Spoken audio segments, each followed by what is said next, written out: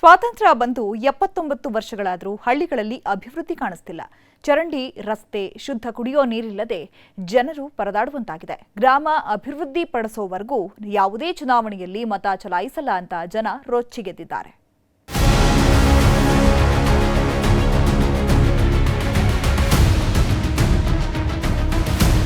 ಗಬ್ಬೆದ್ದು ನಾರ್ತಿರೋ ಚರಂಡಿಗಳು, ಕೆಸರು ಗದ್ದೆಯಂತಿರೋ ರಸ್ತೆಗಳು, ಇದು ಮೈಸೂರು ಜಿಲ್ಲೆ ನಂಜನಗೂಡು ತಾಲೂಕಿನ ಹೆಮ್ಮರಗಾಲು ಗ್ರಾಮದ ದುಸ್ಥಿತಿ.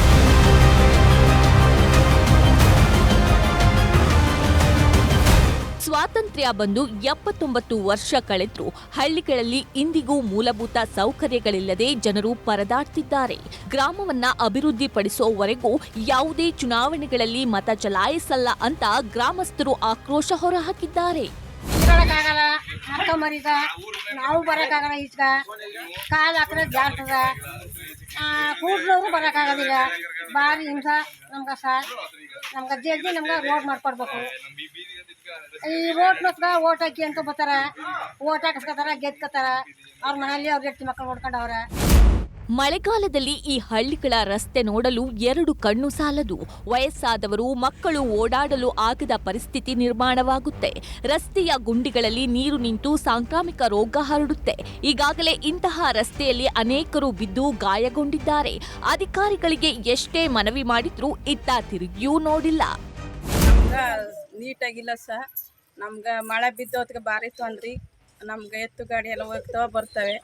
ನಮ್ಗೆ ಇಲ್ಲಿ ಏನು ಸಮಸ್ಯೆ ಚೆನ್ನಾಗಿದಾಗದ.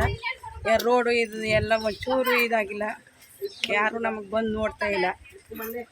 ಡ್ರೈನ್ ಗೀನ್ ಎಲ್ಲ ನೀರೆಲ್ಲ ಮನೆ ಮಕ್ಳಿಗೆಲ್ಲ ಬರ್ತದೆ. ಮಕ್ಕಳು ಮರಿ ಸ್ಕೂಲ್ಗೆ ಹೋಗೋ ಮಕ್ಳಿಗೆ ಎಲ್ಲವೂ ನಾವು ಕೈ ಹಿಡ್ಕೊಂಡು ಹೋದ್ರೂ ವಯಸ್ಸಾದವ್ರು ಬಂದವರು ಎಲ್ಲ ಬಿದ್ದು ಹೇಳ್ತಾರೆ. ಯಾರು ರೋಡ್ನೇ ಮಾಡಿಸ್ಕೊಡ್ತಾ ಇಲ್ಲ ಸರ್. ಒಟ್ಟಿನಲ್ಲಿ ಅಭಿವೃದ್ಧಿ ಮಾಡ್ತೀವಿ ಅಂತ ಜನಪ್ರತಿನಿಧಿಗಳು ಭಾಷಣ ಬಿಗಿತಾರೆ. ಆದ್ರೆ ಗೆದ್ದ ಬಳಿಕ ಯಾರೂ ಕೈಗೂ ಸಿಗಲ್ಲ. ಇನ್ಮೇಲಾದ್ರೂ ಹೆಮ್ಮರಗಾಲ ಗ್ರಾಮಕ್ಕೆ ಸುಸಜ್ಜಿತ ರಸ್ತೆ, ಚರಂಡಿ ಕಲ್ಪಿಸ್ತಾರಾ ಇಲ್ವಾ ಕಾದ್ ನೋಡ್ಬೇಕು. ಕ್ಯಾಮರಾ ಪರ್ಸನ್ ರಾಹುಲ್ ಜೊತೆ ಆನಂದ್ KS, ನ್ಯೂಸ್ 18 ಮೈಸೂರು.